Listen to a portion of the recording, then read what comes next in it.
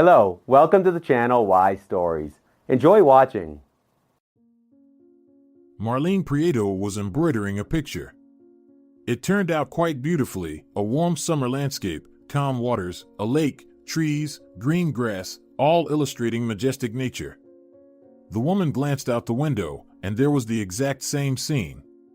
That's why Marlene decided to embroider this particular picture. It had been her hobby for a long time, since her daughter Katerina moved to the city. The woman was already in her 70s, living alone in her ancestral home in the village. Here, it was sunny all summer, and in autumn, the ground was adorned with colorful maple leaves. Everything delighted the eyes, but living alone was boring for Marlene. There used to be neighbors, but now some have passed away, others were taken to the city by their children, and some grandchildren only visited in the summer to sunbathe. It wasn't frightening, there was just nothing to occupy her time. The entire house sparkled with cleanliness, there was enough food for a week, and the apple trees in the garden bore fruit. Marlene terribly missed her daughter, Katerina. She had moved away many years ago, went to college in the city, completed her studies, and started an independent life.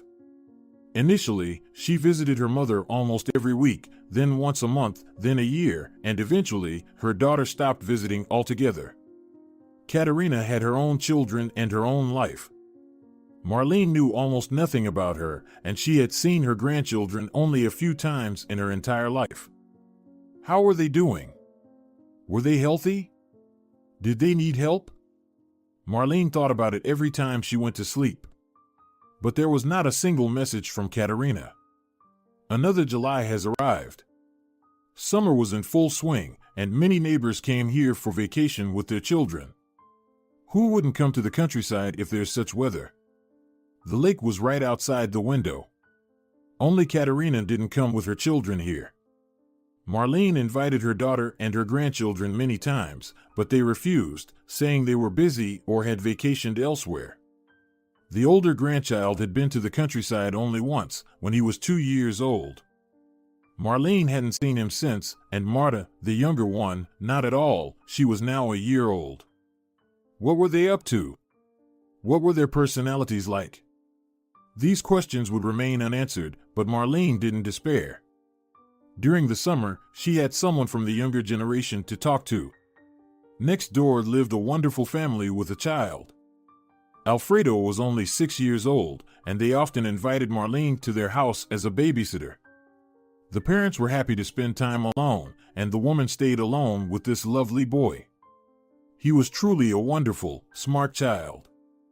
For his age, he knew a lot, counted to 10, and could read. When his parents stayed out late, Marlene would tell him different tales to help the boy fall asleep. Alfredo loved Marlene. She became a substitute grandmother he never knew, as unfortunately, his own grandmother had passed away before he was born. Marlene handled this role beautifully. Marlene, do you have a daughter or a son? Alfredo once asked this poignant question in the evening when his parents were late again. They were drinking coffee on the porch, where the soft light of a floor lamp shone, and the full moon illuminated them. Fireflies could be seen in the grass.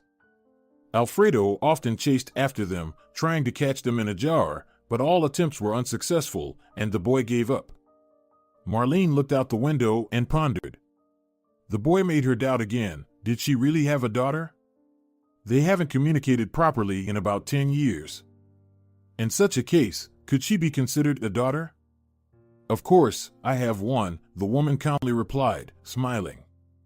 She was rocking in her chair, gazing at the moon, her legs fully wrapped in a blanket. The loud chirping of crickets could be heard. Who? Alfredo persisted. A daughter, her name is Katerina. She's a very kind woman. Why haven't I seen her? She doesn't come here. Why? I don't know why. If I knew, I'd tell you. Maybe I'm just not interesting to her. How can a mom not be interesting? You're too little, Alfredo, but you ask very smart questions. You know, sometimes parents and their children don't understand each other. It's like they live on different planets, so children distance themselves from their parents because they have completely different views on life. I don't understand you, the boy confessed, lowering his gaze. He seemed very upset. Sometimes I don't understand myself, Alfredo.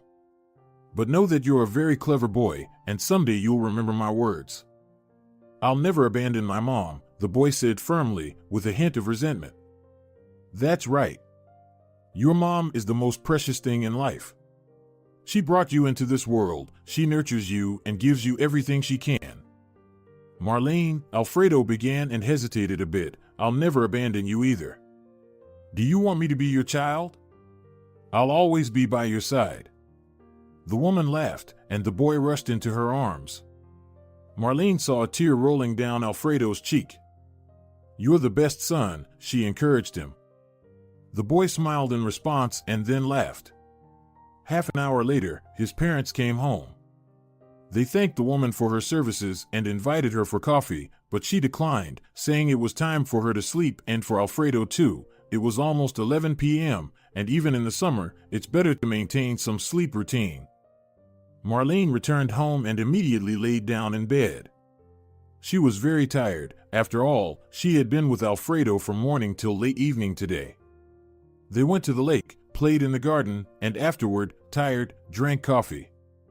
The woman loved such fulfilling days. They gave her a taste of life. She felt young again, although in her 70s, she wasn't at the most active age. Alfredo awakened in her a desire to live. She could dedicate her remaining life to raising this little boy. The next day, the woman, as usual, was spending time with the child. His mother was preparing lunch, and his father had gone fishing, so they once again asked for Marlene's help. However, this time it was no longer a whim of the parents. Alfredo genuinely wanted to spend time with her. Alfredo, is it you again? The woman enthusiastically exclaimed, approaching the boy and hugging him.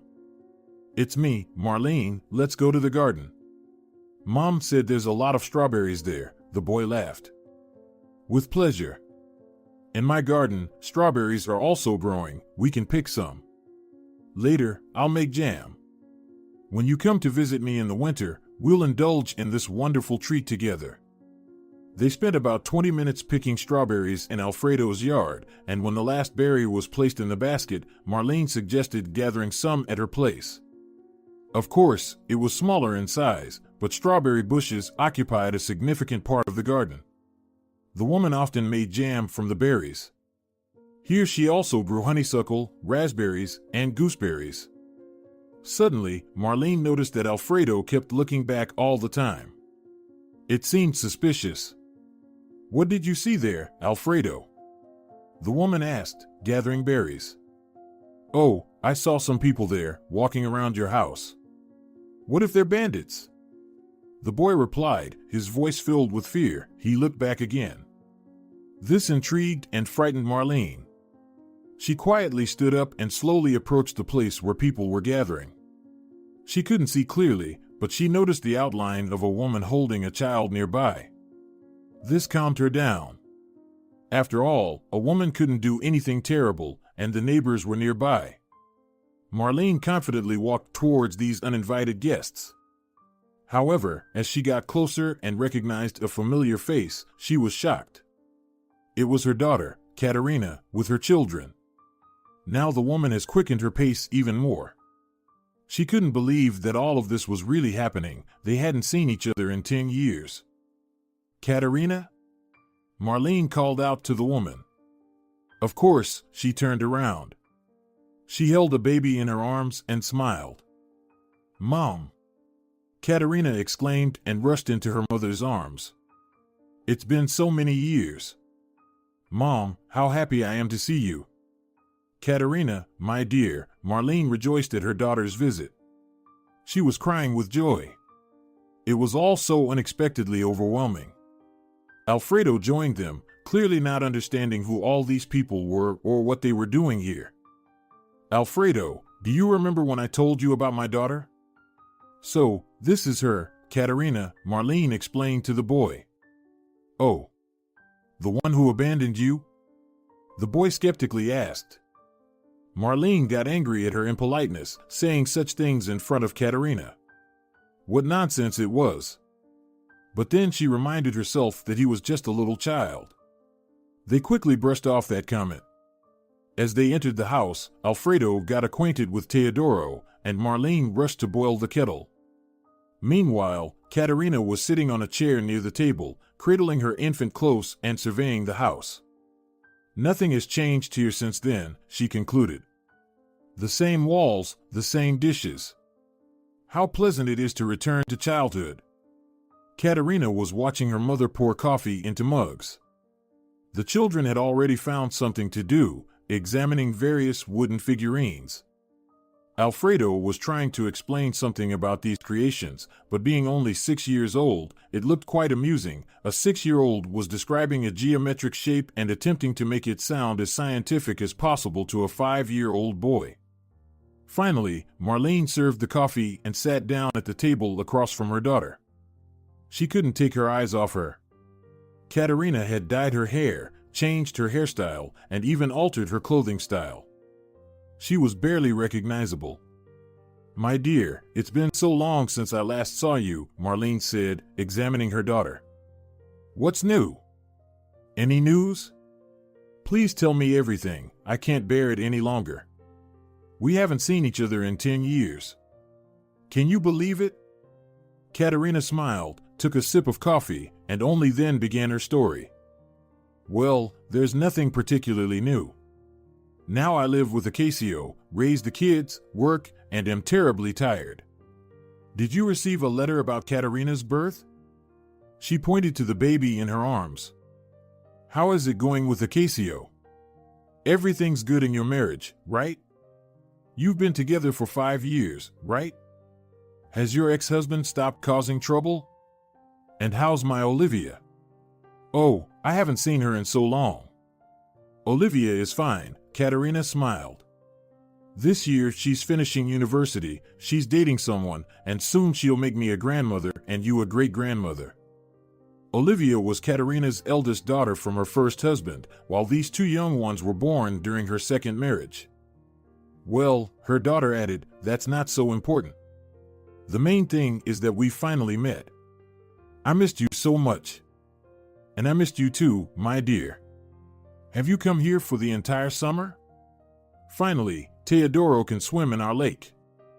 Actually, Katerina began with intrigue, "I came here not just for that. Yes, of course, I wanted to visit you first and show you the kids, but there's another reason." "What is it?" Marlene was listening attentively to every word. She absorbed each phrase her daughter uttered like a sponge, knowing that she might not hear anything from her daughter for a very long time, or maybe never again. Her time on this earth was limited. "We're facing financial problems. Acacio got cut at work, and I'm on maternity leave. We just don't have enough money." "Money? Oh, of course, dear, I'll lend you some," Marlene said, waving her hand. She stood up from the chair, went to the living room, and began frantically searching for something in the cabinet.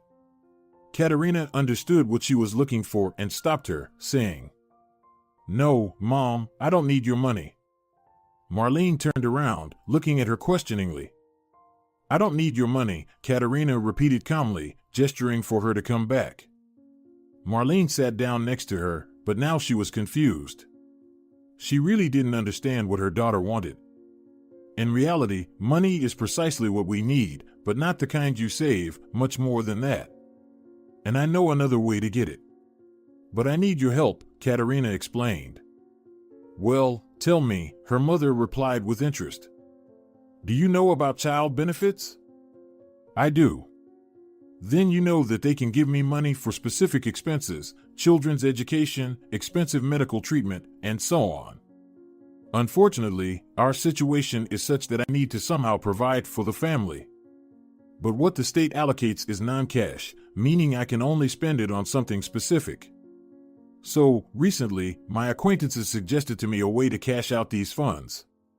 It's all perfectly legal, and many people do it." Katerina paused. "Well, go on, don't drag it out," Marlene urged her. She was already terribly curious about what her daughter would say. "I can supposedly buy real estate from relatives. They will give me money for that. Do you get it?" Of course, I won't actually pay you anything, but according to the documents, I will be the owner of this house and will also divide it among my children. Do you want to buy my house? Marlene became nervous. Where would she live then? What would happen to her? Did her own daughter want to kick her out? Yes, Katerina nodded, but don't worry. Of course, the house will still be yours, nothing will change. I don't need it, I need the money the government will provide. And you will continue to live here as you did, just not as the owner on paper. That's all. Marlene started thinking about it. On the one hand, it sounded like a very ingenious scheme, but somewhat fraudulent. What if they were exposed? It worried her. Although, who would be bothered by this? Who needed a house in some forgotten village with an old woman in it? So the woman decided to agree. After all, it's her own daughter, and now she needed help. Moreover, it wasn't complicated, she should have just signed some documents. What difference did it make in whose property the house will be? Especially since it was her own flesh and blood. Well, great. Then let's meet in a week, I'll bring the documents, and we'll get everything sorted, Katerina said cheerfully. They have been sitting for another 10 minutes, chatting about trivial matters, and then her daughter, saying Marta needed to sleep, went to her room, leaving Marlene alone again. Though no, Teodoro and Alfredo were still in the house. Marlene, are you selling the house? The boy asked with horror, approaching the woman. It seemed tears were welling up in his eyes.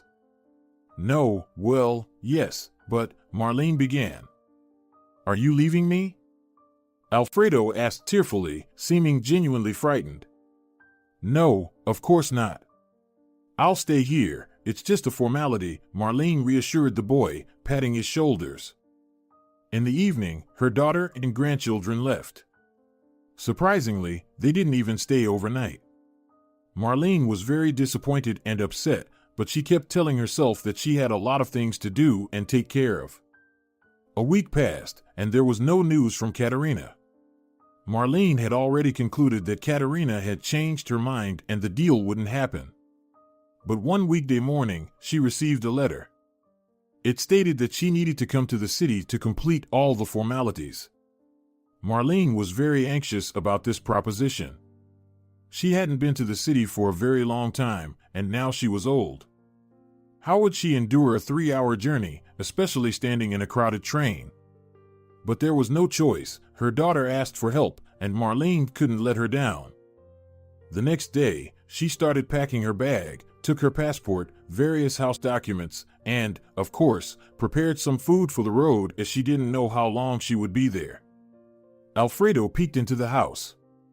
He was watching the woman's every move attentively. She was looking for some important paper, and when she found it, she exclaimed in joy. Only after that did she notice the boy and feel embarrassed. Alfredo? Marlene said in surprise, packing her things into the bag. Where are you going? The boy asked, approaching her and peering into her bag. I'm going to the city, the woman replied indifferently. No, she didn't want to hurt the child's feelings, but right now, she was making sure not to forget anything. Otherwise, she would have to go back home and start the journey anew, and she definitely didn't want to. The notary was a serious person. If there's a missing document, you might as well leave. And the letter clearly stated what she needed to bring with her. In the end, Marlene decided to just take everything she had. It would be safer. You said you wouldn't leave me, Alfredo said sadly. I'm not leaving you, for God's sake, the woman couldn't hold back. I have things to do, hear me? Even people of my age have businesses. I don't live just for you. The boy stepped back, looking at the woman with horror in his eyes. It was evident that he was ashamed, but at the same time, those words hurt him terribly. He burst into tears and ran away. Only then did Marlene realize what she had done, scaring an innocent boy like that. What kind of person was she? She wanted to catch up with him and explain, but time was pressing. The train was supposed to arrive in an hour. She was already horribly late. The train station was not far, but for a woman of her age, covering that distance was quite challenging. She reached the bus stop, took the right route, and, after arriving, headed towards the train station. There was very little time left, judging by her wristwatch. She almost ran, and as fate would have it, there was a queue at the ticket counter. Marlene, breathing heavily after the run, stood last in line, nervously checking her watch and fidgeting. "Excuse me," she called out to the woman in her 50s ahead of her. The woman turned around. "Could you let me go first? I'm about to miss my train, it's leaving any moment." "Excuse me, why should I do it?" The woman replied.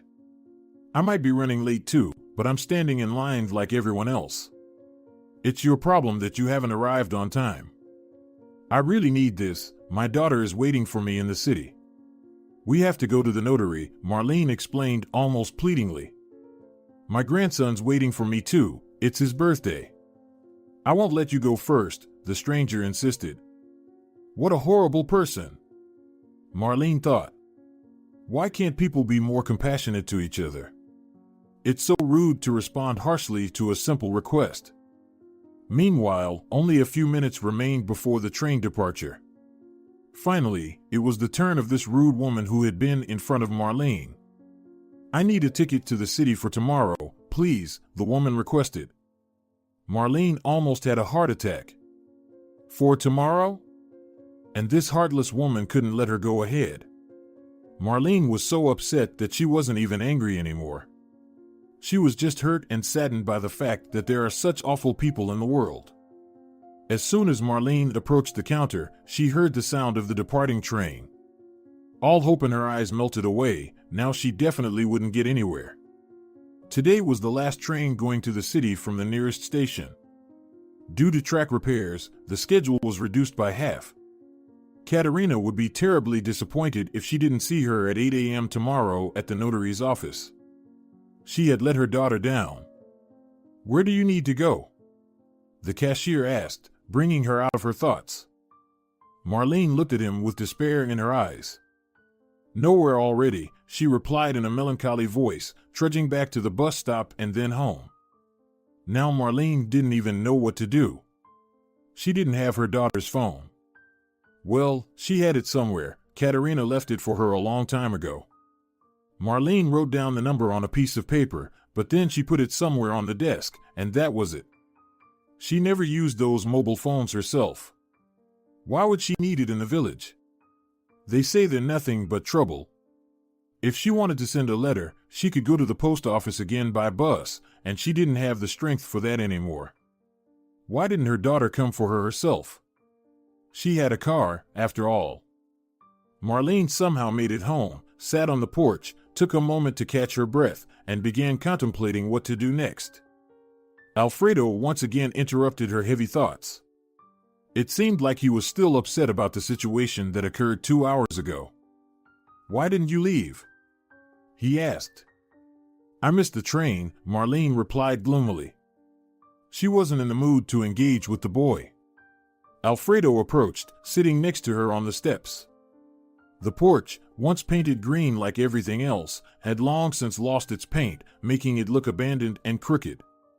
Marlene tried not to dwell on how much her home had deteriorated. After her husband's death, who used to take care of everything before his illness, everything gradually fell into disrepair. Oh, why didn't they have a son? He would have helped and fixed things up. "What are you going to do?" Alfredo asked, not letting Marlene distract herself. "I don't know." She turned her head towards the boy. Despite his curious gaze, resentment was still evident in his eyes. "Listen, I'm really sorry. I'm sorry for yelling at you. It's not your fault, I just really wanted to catch the train and messed up. Plus, the people at this station aren't the nicest characters." "People?" the boy asked. "There was this nasty woman who treated me very poorly. Because of her, I missed the only train going to the city." The boy didn't say anything, he just raised an eyebrow, then ran back to his house. Marlene didn't understand the boy's actions. She had apologized, even though he was just a child. Perhaps she hurt him deeply, and he wouldn't forgive her soon. Children are very fragile, and every comment can deeply affect them, and they can carry it into adulthood. Although Marlene understood that it wasn't such a big trauma for the child, surely his parents scold him sometimes too. That's normal. Sometimes children can be very mischievous, and adults often lose their temper with them. But a few minutes later, Alfredo returned. He seemed very excited about something. The boy approached Marlene and said, "You can come with us tonight. Are you going somewhere?" Marlene was surprised. "My parents need to go to the city for some business. They let you come with us. Isn't that great?" Marlene was over the moon. She had offended this child so much, yet he paid her with kindness. "Come here, my wonderful boy," Marlene exclaimed, embracing Alfredo. He gave her a real gift. After a few minutes, they went to his house to talk to his parents. "Good evening, Marlene," the boy's mother greeted. "Alfredo told us about the misfortune that happened to you. We are ready to help. When do you want to leave?" the woman asked. "In an hour already. But you'll have to find your own way back. We'll finish all our business in the morning and head back immediately." "But that's not a problem. It's much easier to buy a ticket in the city," Marlene thanked her neighbor. And so it happened. Soon, they set off. The woman was very pleased that she could travel in a spacious and comfortable car instead of enduring a cramped train ride for 3 hours. They arrived quickly. Marlene gave Katerina's address, and they dropped her off right by her house. She thanked them warmly and promised to stay with Alfredo as long as necessary, although she always did so. Her daughter gave her the address many years ago, and Marlene hoped she still lived there. The woman managed to climb to a high floor using the stairs, as the elevator was not working. She was almost out of breath, hoping that Katerina was at home and would give her something to drink. She felt very uncomfortable. She rang the doorbell. There was no answer for about 3 minutes. Marlene decided to keep ringing persistently. Finally, she heard footsteps. Were they already sleeping? It was only 10 o'clock in the evening. However, when the door opened, the woman was amazed. There wasn't Katerina in front of her. It was a young girl of about 25, with dyed hair and beautiful white locks falling gracefully on her shoulders. She was in a bathrobe, and behind her there was a little toddler, immediately picked up by an unfamiliar man. "Good evening. How can I help you?" the sweet girl asked. She seemed a little tired but tried to be polite. Marlene immediately liked her. But she still didn't understand why this girl was at her daughter's house. "Excuse me, doesn't Katerina Iglesias live here?" Marlene asked in a hoarse voice, still struggling to breathe. "Katerina? She used to live here. Are you her relative?" "I'm her mother," the woman said, and after that phrase, her eyes began to darken and her ears rang. She swayed and leaned against the wall. "Are you okay?" the unfamiliar girl asked, trying to help the uninvited guest. Marlene seemed to be losing consciousness. Then the girl called her husband, and together they led the uninvited guest to the couch, laying her down comfortably. The girl brought a glass of water and sat across from her. After a few minutes, Marlene felt better. She still didn't dare speak and tried to calm herself. "I'm sorry," the woman apologized, taking a sip of water. "The elevator wasn't working, and I have a weak heart." "It's okay, it happens," the girl reassured her. "What's your name?" "Marlene." "And I'm Dorothea. Nice to meet you. You were looking for your daughter, Katerina, right?" "Yes. I had this address written down in my notebook. I've never been to her place, and I rarely come to the city, almost never. I came today urgently, thinking my daughter would meet me and take me in. After all, she invited me to the notary." "To the notary?" Dorothea asked, not out of genuine interest but rather showing politeness and trying to reassure the woman. "Yes, we need to formalize something," Marlene explained, taking another sip of water. "Do you have Katerina's phone number?" Dorothea suddenly asked.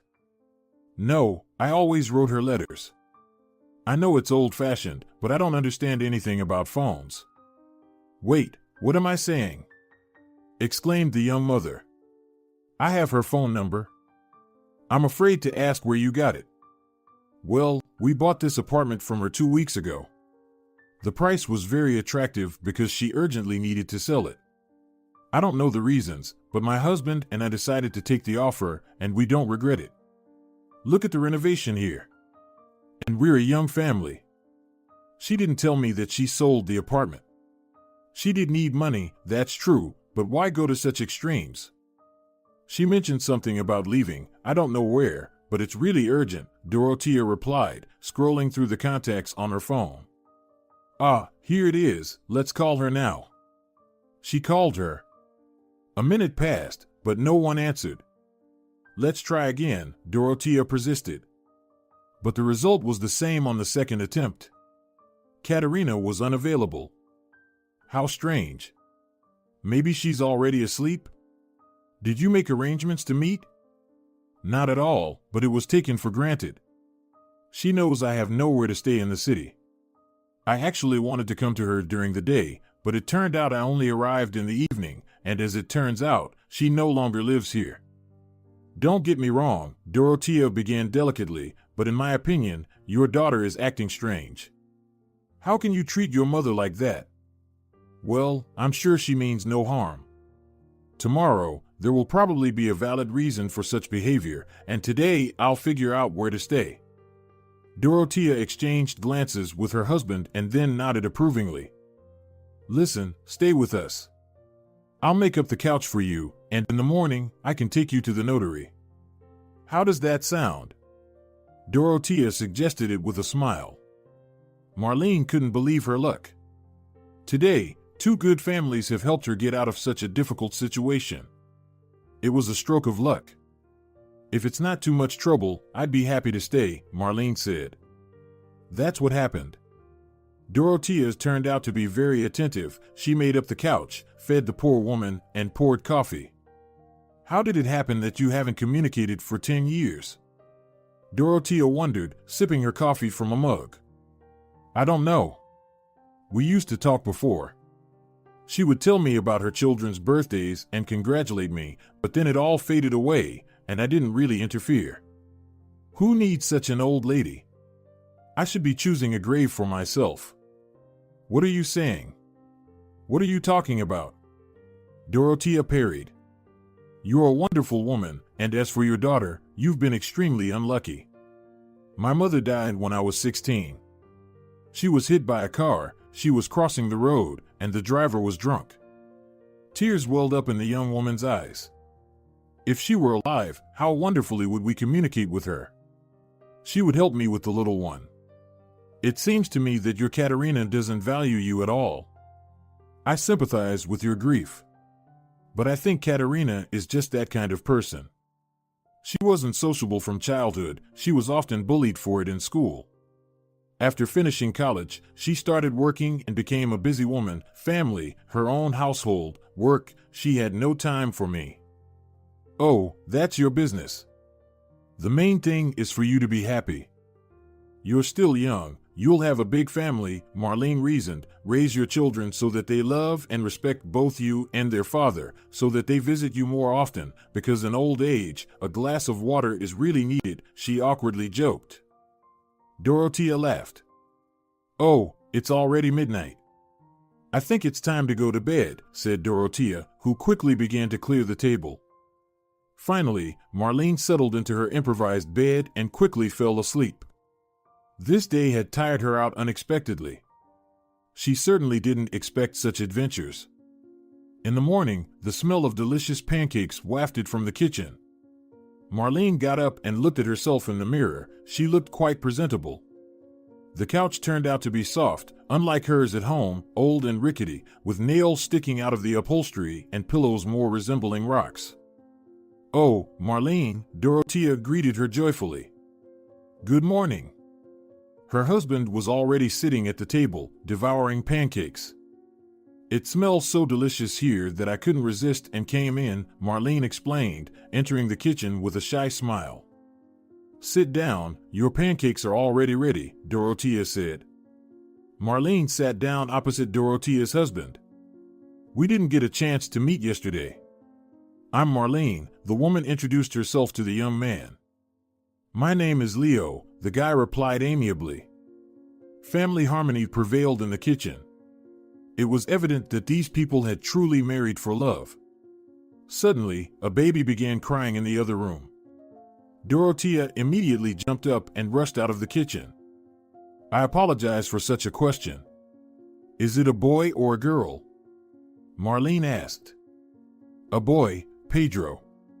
I know, a common name, but Dorothea always wanted to name her little one that way, Leo replied. Marlene nodded with a smile. Once upon a time, her husband, Ignacio, chose the name for their daughter. It happened because she experienced unimaginable agony during childbirth. And Marlene decided to name her daughter Caterina after her great-grandmother. She was a great woman. She hoped that the energy of this name would be transmitted to Caterina. And so it happened. However, Caterina increasingly immersed herself in books, becoming a reserved girl, and then she left, leaving the old parents alone. Ignacio passed away 5 years ago. The reserved money was enough only for a decent funeral and a good memorial service. But what saddened Marlene the most was that Caterina didn't even come to her own father's funeral, and she didn't show up to support her grieving mother afterwards. In general, she behaved horribly. But Marlene still loved her. Special people are always a little indifferent to the feelings and needs of others, and she considered her daughter special. Otherwise, how could she have entered college without any money and then settled well in the capital? Not everyone can boast of that. True, now she seemed to be in trouble, but Marlene would help her. It was her duty as a mother. After breakfast, Dorothea went somewhere on business and dropped Marlene off at the notary's office on the way. The woman really hoped that at least the address mentioned in the letter was correct. Leaving the car, she immediately saw a large sign on the building across the street saying notary. She entered the building, went to the right floor, gave her name at the registration desk, and was invited to the waiting area. After a few minutes, Caterina finally appeared. She was dressed in a strict business suit, a black jacket, a light blue blouse, and perfectly pressed trousers. She was holding a brown folder with documents in her hands. As soon as Caterina saw her mother, she immediately sat next to her, silently nodding. It was strange. Usually, people, even when parting for a short time, greet each other. No, apparently, Marlene definitely made some mistakes in her upbringing. Hello, daughter, the mother began. But her daughter immediately interrupted her. Please be quiet, she said sharply. Marlene was even slightly offended. Why is that? She began to get agitated. I want to focus on the upcoming deal. Did you bring all the documents? Yes. Aren't you going to ask where I spent the night yesterday? I'm not interested. How dare you talk to me like this? Marlene switched to a stricter tone. She could get angry when necessary. With such an attitude, you won't get my house, you know. And no money either. Caterina turned to her and forced a smile. Well, Mom, you're right. I'm too rude to you. I'm sorry. That's it, the woman said, waving her hand. Perhaps it's stress. The fear of losing everything affects me a lot. Well, of course, when you urgently sell an apartment, anything can happen, the mother remarked. Caterina got angry at her again. Be quiet. It's better not to talk unnecessarily about deals in this room. Everything can work against you. See those people in uniform over there? They're definitely not standing here for nothing. They're probably checking something. Maybe check if visitors pay taxes. And do you pay? Mom, please. I'll be quiet, okay, Marlene squeaked offendedly. So they have been sitting for about 20 minutes. Caterina was looking at something on her phone, while Marlene, with nothing better to do, was examining everything around her. Everyone was tense, constantly shuffling papers, and nervous. Finally, a large group of lively people came out of the door and headed for the exit. The secretary approached Katerina and Marlene and invited them into the office. They entered and took out their passports and documents. An incredibly strict and dignified man in expensive glasses was sitting at the table. His eyebrows were furrowed. He was examining some papers in front of him. Hearing the newcomers, he looked up.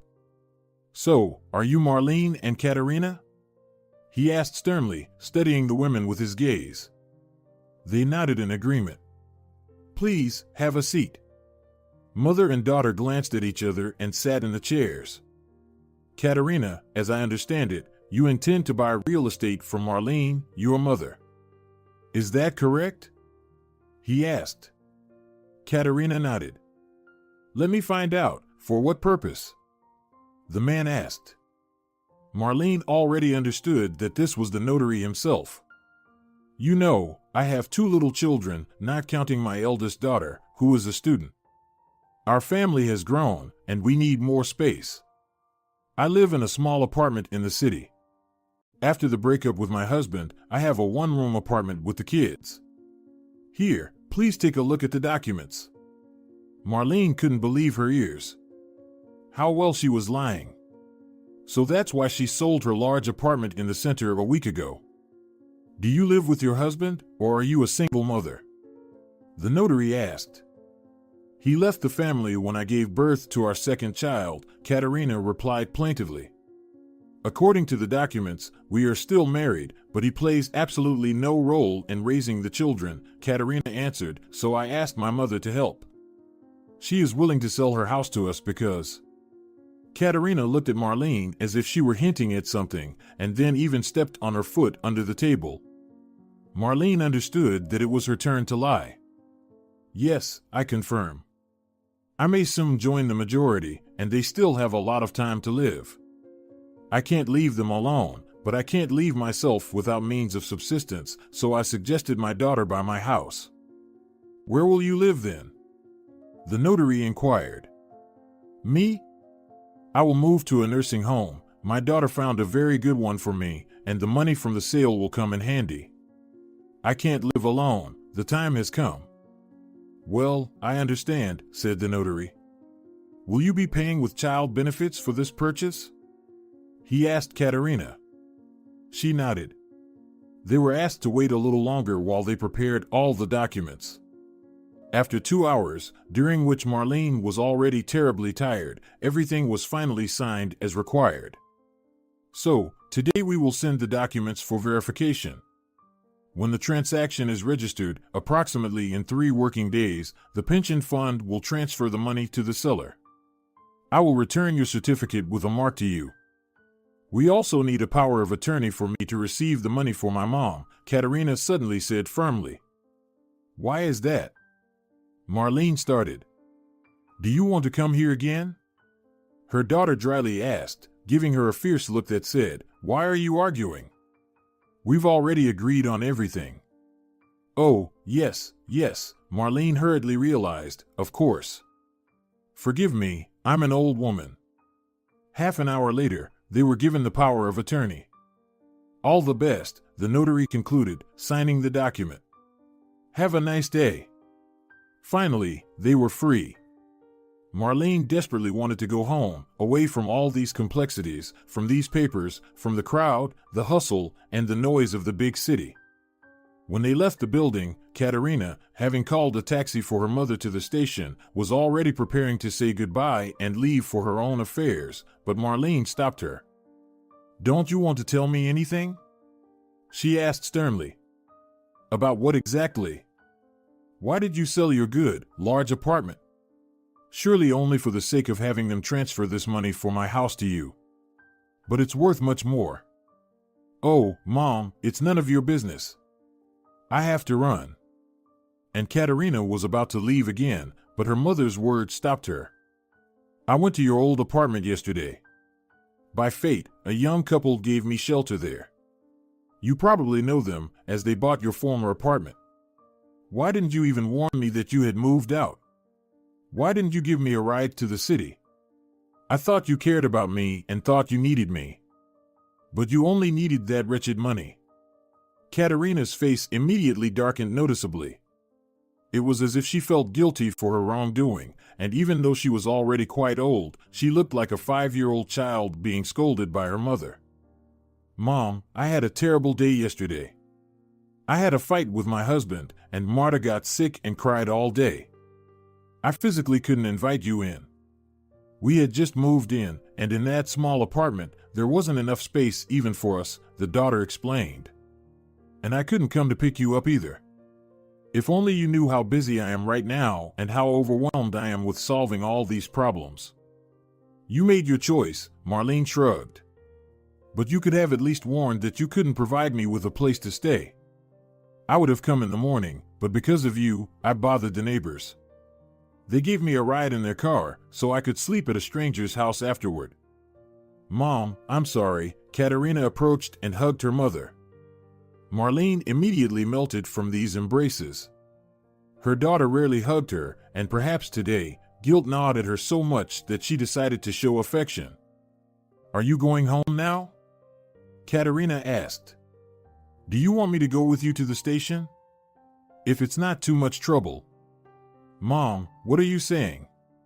And indeed, Katerina ordered a taxi for her mother, and she herself went with her, drove her to the train station, bought her a ticket in a comfortable seat by the window, and only when she was sure that everything was fine with Marlene did she leave the train. Finally, Marlene felt both needed and loved. She dozed off halfway and almost missed her station. The man sitting next to her woke her up. When she finally reached her home, she sat down on the familiar, worn-out porch again and breathed a sigh of relief. This adventure had dragged on for too long, and she was so glad to find herself at home. As soon as Alfredo saw her from behind the fence, he immediately ran up to her. "Marlene, are you back? Did you finish all your business?" Alfredo shouted in delight. "Yes, dear," the woman replied, stroking the boy's head and tousling his hair. "Today is my mom's birthday. She invited you. Will you come?" Marlene pondered. She looked terrible. She hadn't changed clothes in the last 2 days. "When does she want me to come?" The woman clarified. "At 8 in the evening. Come, it will be fun." Marlene laughed and nodded affirmatively. She had to take a shower, pick a dress, and dry her hair, and she was ready. The preparations didn't take much time. It wasn't youth anymore when she spent 2.5 hours getting ready for a disco. Now she needed to tidy herself up, nothing more was needed. "Marlene!" Alfredo exclaimed when he saw Marlene entering. He ran up to her and led her to sit beside him. The company was small, Alfredo's parents and another young neighbor, probably their friend. "I want to make a toast," Marlene said when about half an hour had passed since the start of the festive dinner. Everyone turned to her and listened attentively. "I want to thank an incredible woman. A woman without whom this wonderful boy wouldn't be living. Alfredo is so well-mannered. Of course, he took an example from his parents, and especially from his mother. You raised him with tenderness and care. I want to thank you for this wonderful child. Thanks to him, I don't feel lonely. To the amazing mom." Everyone was delighted with such a heartfelt speech and immediately clinked glasses. After that, Alfredo even hugged his country grandma. He, too, really liked these sincere words. "Thank you so much, Marlene," Alfredo's mother politely replied. "Without you, I wouldn't have been able to raise such a son. For him, you are the true, beloved grandma who will give wise advice and tell a bedtime story. Unfortunately, I can't boast that I spend a lot of time with the child. Unfortunately, work takes away our most precious time. But every minute spent with him, I value more than life itself." To Alfredo and his grandma Marlene. Everyone remained impressed with tonight's gathering, then played cards, bingo, and hide and seek. Everyone had a great time. Around 11 p.m., Marlene decided to leave. She was already feeling sleepy. She said her goodbyes and went back to her place. Behind the fence, next to the gate, in the darkness, she noticed a huge box but didn't pay much attention to it. Maybe one of the neighbors unloaded something. She would find out tomorrow. Today, she was too tired. Marlene decided to deal with it in the morning. Finally, this day came to an end, and it ended well. Despite all the difficulties and problems in her relationship with her daughter Katerina, she was initially very upset today, but later she calmed down. She wanted to change, it was evident, or else why would she see her mother off to the train? Her daughter wished her only the best. That's what she wanted to believe. The next day brought another surprise under Marlene's porch. During breakfast, she remembered the box that was standing at the exit of the house. The woman went outside and confirmed that yesterday's enormous box wasn't a dream. Now she could examine it from all sides. On top, there was a sheet with someone's signatures. Marlene put on her glasses, carefully read the document, and understood that it was a warranty for a washing machine. It wasn't hard to guess that it was inside. She found a note right away. "Mommy, this is for you." Marlene smiled and was about to call the neighbors to help drag the box inside, but Alfredo approached from behind and asked about his curiosity. "Marlene, what is this?" Marlene turned around and replied with a smile. "A washing machine. A gift from my daughter," she said. "What does it do?" "Don't you know?" "It washes clothes." After this logical answer, the boy darted somewhere, and the woman began to think about how to drag this machine into the house and stay alive. But she didn't have to think long. Soon Alfredo's dad came to the rescue. Together with another neighbor, he dragged the washing machine into the kitchen, unpacked it, and even connected it to water and electricity. It was now in working order. Marlene thanked him with 2 jars of fresh juice made from garden berries. How caring she is. Marlene thought about her daughter Katerina every time she looked at her splendid gift. Summer was coming to an end. August always brought some disappointment. For many people, these days seemed like the end of a happy life, the end of bright and warm days, and a good daylight regimen. Marlene was no exception. Before the onset of autumn, she always felt melancholic. For Alfredo, the boy she looked after, this time also meant a lot. He was going to the 1st grade this year. He was very scared, and he tried not to think about it, although almost every conversation led to this topic. One day, at around 4 p.m., when the sun had left its zenith in the sky, Alfredo and Marlene were sitting on the porch of the boys' house. During this post-lunch time, there was an inexplicable desire to sleep. The parents were doing something in the garden, and Marlene dozed off while reading a book. "Can I not go to school after all?" the boy asked, looking at his fingers. It was as if he saw some mystery in them. Marlene asked him to repeat the question, so the boy did. "How is that?" "What?" the woman exclaimed. "Are you serious? I understand everything already, and now I have to get up at 6 in the morning every day and go to school. But I can gain knowledge on my own. You have strange thoughts for a 1st grader. You should strive for knowledge. You can't imagine how much more you will learn, and school is not just about studying, it's also about interacting with other kids. You need to find friends." "Why do I need friends? Can't I live on my own? Just imagine what it would be like for me if it weren't for you and your parents. I always need help, and you, as my friend, always help me out. Can't I handle problems on my own?" The little boy persisted. Life is a tricky thing. In general, it really loves surprises. Sometimes they are pleasant, and sometimes they are horrifying. Is life so complicated that you need to study to live? Unfortunately, yes. Life is often unfair to people. Some get everything, others get nothing. There are many people in the world, and some of them have bad intentions. We're not to blame for that, but we have to live with it. You use so many confusing words, Marlene. Alfredo couldn't hold back and pouted. "Well, someday I won't be around anymore, and you'll remember my words."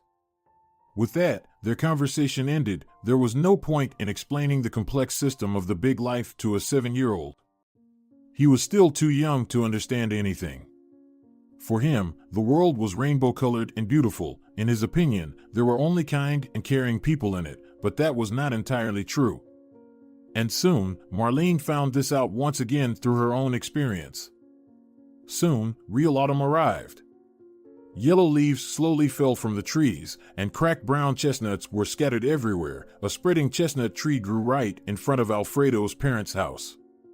The air temperature was gradually dropping. Marlene increasingly preferred reading a book at home rather than outside. She asked the local men to chop enough firewood to last until the end of autumn, maybe even through a long winter. Now, almost every day, Marlene was heating her stove. Alfredo had gone to the city, and before that, he tearfully said goodbye to his grandmother. He really didn't want to go to school. The boy was afraid that he would forget about Marlene and would not come here anymore because, in his opinion, childhood was over. But, of course, that was not the case, and Marlene was already looking forward to the next summer to meet her dear boy again. One day in October, Marlene was washing the dishes, and through the window, she saw some unfamiliar people hanging around her house. They were inspecting the facade, occasionally pointing at the house. The window Marlene was looking through was on the side and not visible from the facade.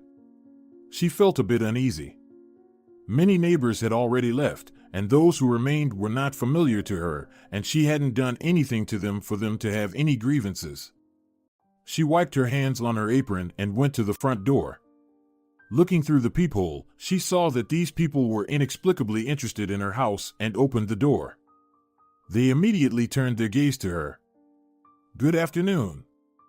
Do you need something?" Marlene asked. But when she saw the faces of the familiar family, she almost lost her speech. "Marlene?" the woman exclaimed. "What are you doing here?"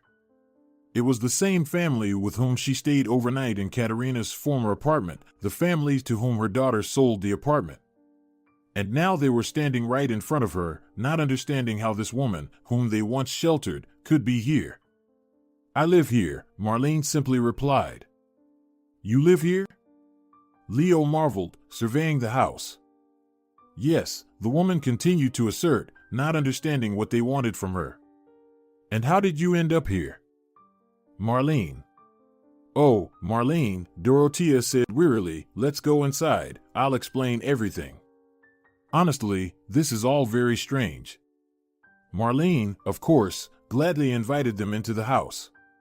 She heated the kettle, poured coffee for the guests, and brought out strawberry jam. "Why are you here without the little one?" Marlene asked, sitting in an armchair opposite the sofa. "Well, the thing is," Dorothea began. It was evident that she didn't know how to start this conversation. The topic was too complicated for her, and she didn't know how Marlene would react to this news. "Your daughter sold us this house and the land." The girl fell silent and raised her gaze to see the woman's reaction. Marlene paled. At first, her eyes showed confusion, then fear, turning into anger, and then anger turned to despair, and tears streamed from the eyes of the poor woman. "Are you sure?" Marlene was crying. "Maybe she sold you a different plot, and you mistakenly came here." "Unfortunately, no," Dorothea replied with sympathy in her voice. "It's exactly that address. Why did you buy this house if you knew I lived here?" "That's the problem. Katerina assured us that no one had lived here for a long time. And she set such a low price that it would be a sin not to buy, especially since she called us first because we were already buying an apartment from her. She said we could also buy a summer house on favorable terms." "Oh Lord, she sold her own mother," the tearful woman exclaimed. Dorothea sat next to her, trying to comfort her with a gentle pat on the back.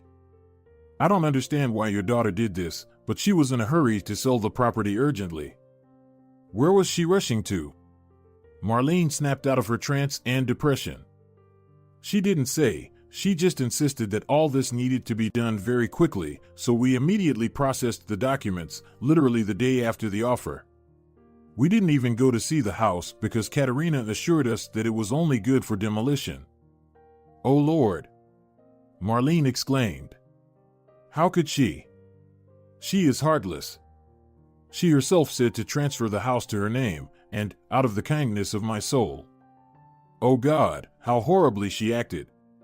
She will pay for this," my bitter tears will be repaid. She is my own flesh and blood, but such a scoundrel. I raised her all my life, dressed her, fed her, kissed her little forehead, and here she shows her filial gratitude. I understand your grief, Dorothea said softly, but you also should understand us. We had no idea that someone lived here at all, otherwise we would never have bought your house. Oh, what sorrow, the woman tortured herself. Where will I, the old lady, go now? Wander the world? Lord, what will happen now? Well, hold on, Dorothea comforted her. No one is kicking you out of here. Yes, Leo? She turned to her husband, seeking support. He nodded in agreement. We are planning to come here only for the summer and weekends. Are you not joking? Is it true? The woman looked at her with hope in her eyes. Of course, this is rightfully your home. You have been living here your whole life. It doesn't matter who the owner is. I am sure we will be friends with you, Dorothea reassured her. She hugged Marlene tightly, and gradually, Marlene began to calm down. Everything happened as Dorothea had said. They indeed became friends. The family came the next weekend. Marlene gave them her room with a double bed, and she moved to Katerina's former room. Being there was even more unpleasant after her daughter's deed. Katerina herself didn't respond to calls or letters. The number was unavailable at any time they tried to reach her. It seemed the washing machine was her peculiar farewell gift. Please, come to the table, Marlene called the family, placing soup on the table. She had cooked an amazing soup that all household members appreciated.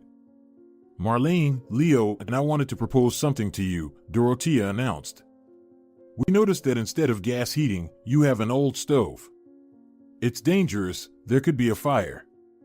Moreover, at your age, it's not suitable to heat the stove every day.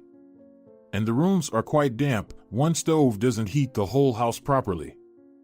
Of course, Marlene agreed absent-mindedly.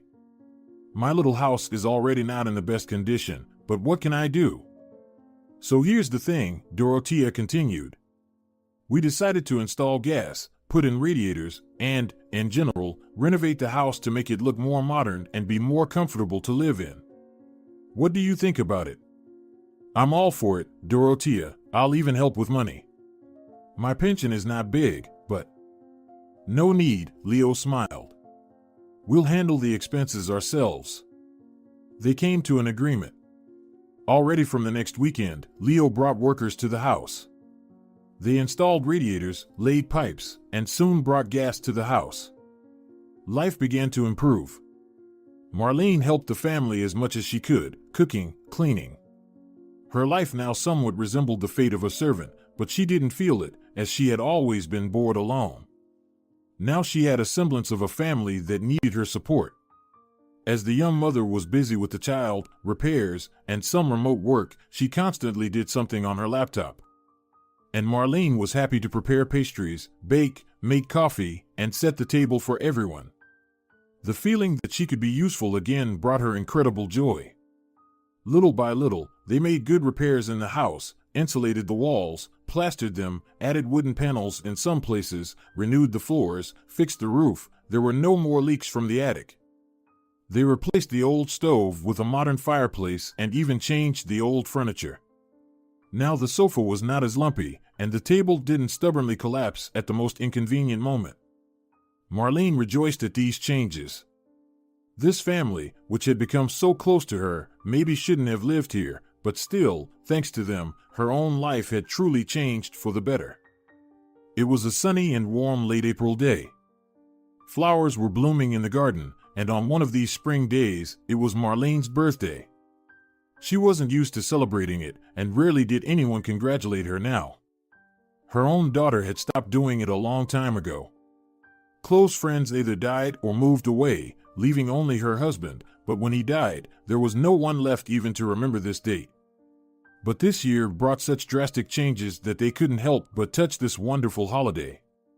All morning, they didn't let her out and forbade her to look out the window, but meanwhile, something was happening outside the walls. Even though she had bad hearing, it was hard not to hear the sound of a large car or trailer arriving. "Well, what's happening there? Can I finally come out?" Marlene asked Dorothea, puzzled. "Patience, Marlene, wait a bit," Dorothea mysteriously replied. Finally, at 3 in the afternoon, they let her out of the house, or more precisely, blindfolded her and led her somewhere away. When Marlene smelled the sharp scent of fresh wood, she began to guess the surprise. When they finally uncovered her eyes, she almost screamed with joy, like a 5-year-old child. Before her, there was a real little house with carved shutters. Even the staircase railings were beautifully decorated with various patterns, and the red-tiled roof was glistening in the sunlight. "Dear Marlene," Leo began his speech standing at the entrance to the door of this little house, "on this day, there is much we'd like to say to you, but I believe our gift will say more than thousands of words.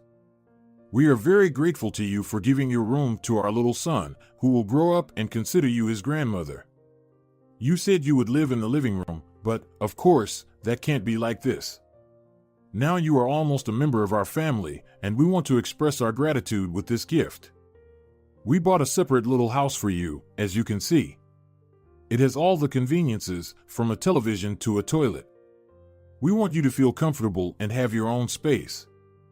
Initially, this house was intended as a guest house, but then my beloved wife decided it would be yours. Oh, well, when I die, it will become a guest house," Marlene awkwardly joked, wiping away a tear. "Marlene." Dorothea pretended to be offended. Marlene just laughed in response. In short, Leo continued, "We, along with the whole team of workers, want to congratulate you on your birthday and wish you health and many more years of life." Marlene thanked everyone and finally entered her new home. It didn't look like a guest house at all. It was a full-fledged house, just a bit smaller. There were 2 rooms. A large one served as a living room, connected to a cozy kitchen, and from there, a door led to the bedroom. The clean, sparkling tiled bathroom almost made Marlene cry. Of course, there was still no furniture, but, as Leo said, it was only the beginning. A week later, they started furnishing this house. First, they installed gas and electricity. Marlene got a very soft bed. She felt awkward receiving so many gifts, as the family did all this at their expense. And why? She was a complete stranger to them.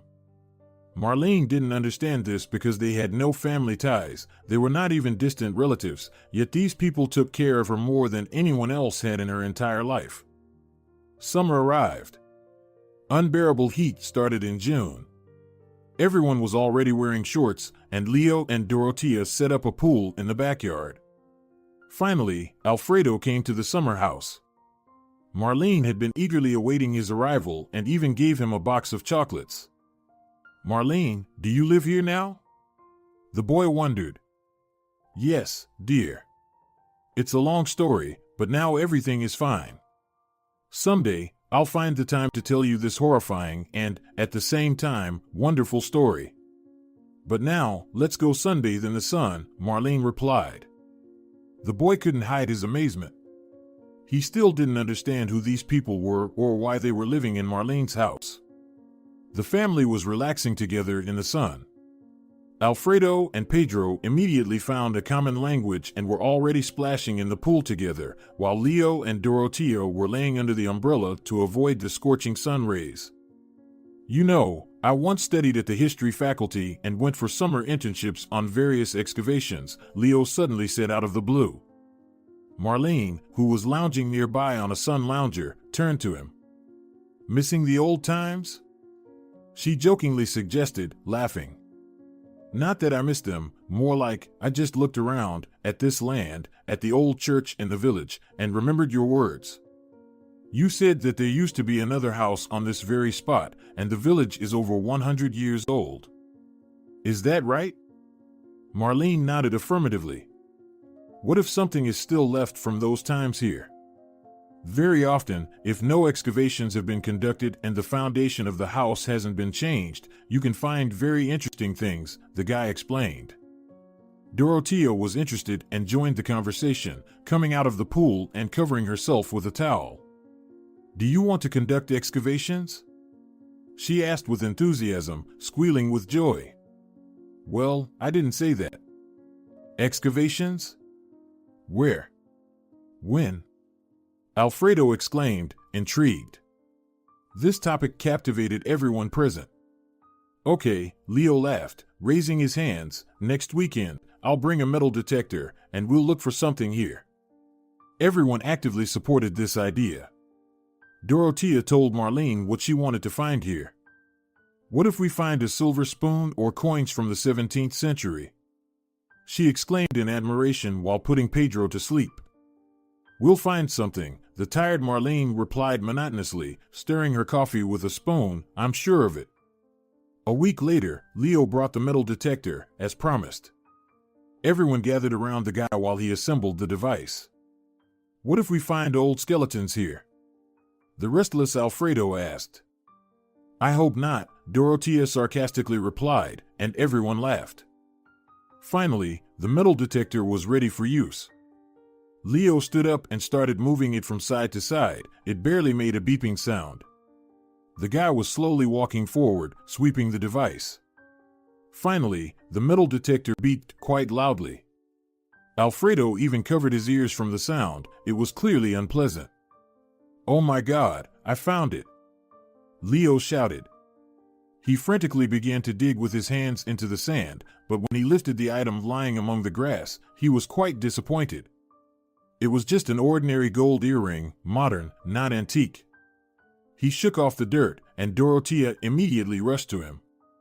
My earring. Remember, I said back in February that I lost it somewhere? It's here. Can you believe it? We found it. The girl exclaimed in admiration. Well, at least someone found joy in this discovery. Leo didn't give up and continued to search. From time to time, he found rusty nails or a broken lead spoon, but there were no treasures in sight. The guy was about to call it a day, and everyone was quite tired, but suddenly, the metal detector beeped in a completely unexpected place, near an old shed. There, Leo found no earrings or nails. Everything was clear. They needed to go into the shed, but the problem was that it was locked. Marlene, do you have the keys to this shed? The guy asked the woman. I'm afraid to disappoint you. They should be somewhere, but it will take a long time to search, Marlene replied sadly. In that case, we'll break in, said Leo. He brought a real crowbar from the house and easily opened the lock. It turned out to be very weak, and the boards literally crumbled in his hands.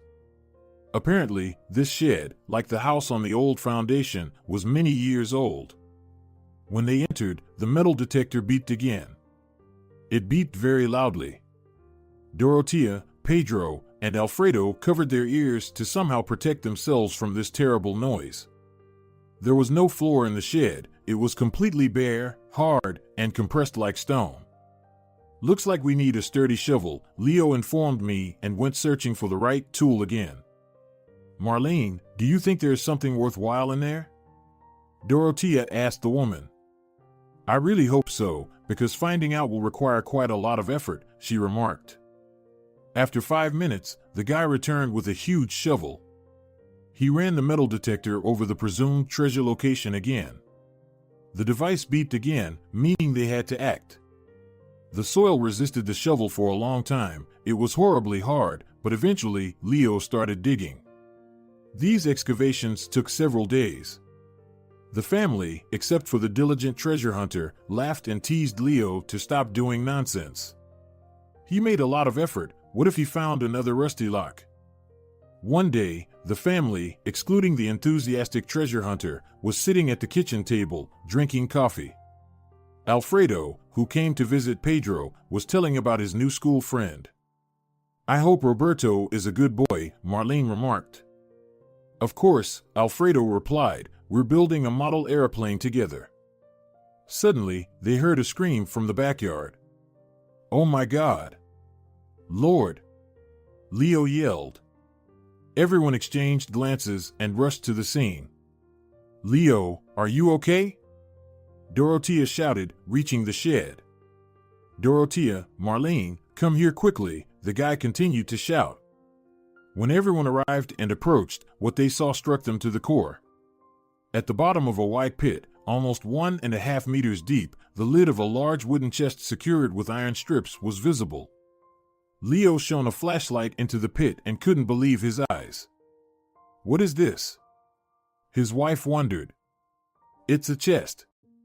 A real, damn it, old chest. We need to get it out of there." So Leo did. The final excavations took another couple of days. Alfredo's father helped to get it out. Everyone, including the household and neighbors, was standing around, scrutinizing this amazing find.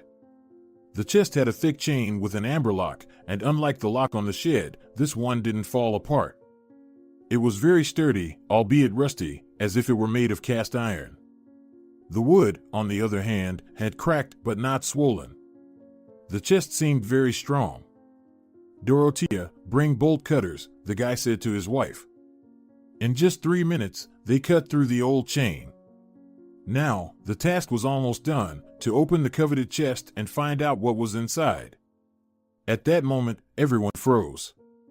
Each wanted to know what secret was stored in this ancient artifact, but it was also frightening. What if there was something very scary inside? Nevertheless, they decided to take the risk. Leo took hold of the lid and opened the chest. The contents literally dazzled everyone. "My goodness!" Marlene exclaimed in amazement. The chest contained numerous gold ornaments, though somewhat dulled by time, and beneath them were real gold and old coins. Everyone was in shock. No one understood where this chest came from or how it got here. It was clear that these treasures carried not only monetary value but also historical significance. They dragged the chest into the house and, late in the evening, held a council to decide what to do with it. Dorothea, Leo, and Marlene were sitting at the table. "We need to call the police," Leo said after a long silence. "Why on earth?" Dorothea objected. "These treasures are rightfully ours. We won't give them to anyone. This is our treasure. Don't you want to provide a happy life for our child?" "Our child is already living quite decently," her husband calmly replied, "and concealing this treasure will result in a fine, and a very large one." "Leo, darling," Dorothea pleaded with him, "come on, let's at least take a week to think and decide what to do with this. Maybe someone can give us advice." "Who will give us advice?" "What advice? Since you're planning to hide this treasure, who are you going to tell? What about the neighbors?" "They already know." Dorothea fell silent. Marlene had been sitting in silence all this time, but this time she decided to speak up. "I agree with Dorothea. We can't decide everything in haste. First, we need to think it over thoroughly and find out, at least, to whom exactly we should report the find. The police is hardly a good option." Leo resisted for a long time, but in the end, the women convinced him to wait. Life went on as before, and outwardly, nothing changed, as if they had not found the most valuable treasure in their lives. Somewhere far away in the Czech Republic, Katerina, who had left the country, was now living. Since she ran away without saying anything to her mother, more than a year has passed. She sold all her property for this purpose, to leave the country. The thing was that she and her husband had accumulated huge debts. He had gotten on the radar of real gangsters to whom he owed a large sum.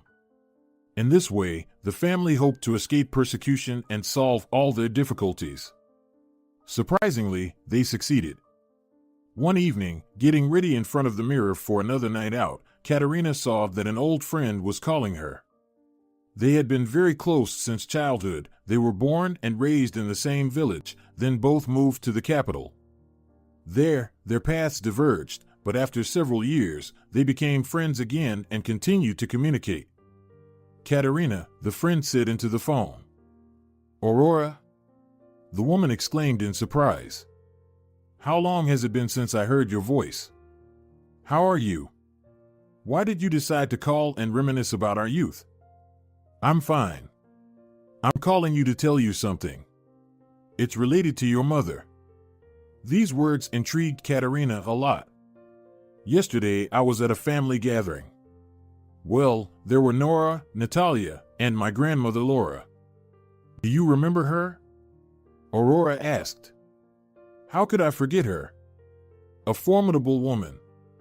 So, Grandma told me a legend. At first, I thought it was complete nonsense. But as soon as I heard your name, I realized it was all true. She told me that a long time ago, a landowner who lived in our area in that same village fell head over heels in love with his serf. He courted her in every possible way, they even had children. One day he gave her a chest crammed with imperial gold coins, jewelry, and other treasures. Turbulent times were approaching. Perhaps he decided that this way he could save at least part of the family treasures, thinking that no one would look for them in her yard. In short, that yard, please don't faint, is where your mother's house now stands. Wow, that's incredible, Katerina exclaimed, amazed. Yes, it is, her friend confirmed. And during the revolution, that former serf, the Baron even granted her freedom, hid the little chest somewhere in the ground. But she didn't have time to retrieve it. She was killed back then, along with all her little bastards, the master's illegitimate children. Since then, no one has seen the chest, and rumors have it that it still lies there in the same house, in your mother's house, Katerina. Katerina felt a sense of emptiness when she heard about her mother. The meaning of her friend's words still hadn't fully sunk in. But as soon as she understood the situation, she replied very abruptly and firmly. Thanks for the information, friend, I won't forget. Acacio, she called her husband, cancel the theater. We're going home. And in Marlene's house, or rather, her former house, everything was very calm. The family members no longer argued about the chest, they hid it in a secure place where even the most cunning thief couldn't reach it. One early morning, while everyone was still asleep, Dorothea heard a knock on the door. This knock was so annoying and intrusive that she had to get out of the warm bed and go open the door. She did not expect to see Katerina behind the door. Katerina was clearly in a furious mood. Well, hello, the former mistress greeted haughtily. Hello, Katerina. Why are you here? Dorothea began, but was interrupted by this rude woman. I'll be the one asking the questions, she said, and, rudely pushing Dorothea aside, she entered the house. She examined it for a long time and then asked just as harshly, Where's my mother? Marlene? Well, she. Did you evict her? How dare you? Katerina shouted. You won't even let me speak. Dorothea couldn't take it anymore. Marlene lives in a new house that we built for her. And you didn't get in touch for a whole year. You sold the house to your own mother. Leo came in when he heard someone was arguing, and Marlene followed from the yard. No one expected to see Katerina here. Katerina? Marlene was surprised. There was anger in her eyes. Mom, I'm so glad to see you. Katerina immediately switched to another guise and approached her mother to hug her, but Marlene rejected it. Her mother forcefully pushed her daughter away and spoke with terrible resentment. You're no longer my daughter. Why are you saying such things? Are you out of your mind? You left me here alone, and then you sold everything I had. And I trusted you and loved you. You're just a con artist. How dare you? Katerina protested and was about to strike her own mother, but Leo placed a heavy hand on her shoulder. Katerina, he began sternly, you are not welcome here. I declare this purchase and sale agreement invalid. Say goodbye to this house, Katerina retorted, and with her head held high, she left.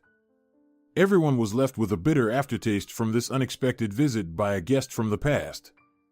They all gathered in the living room and started thinking about what to do next. I think she wasn't joking about canceling the deal, Dorothea said fearfully. I believe she's just trying to intimidate us, Marlene said.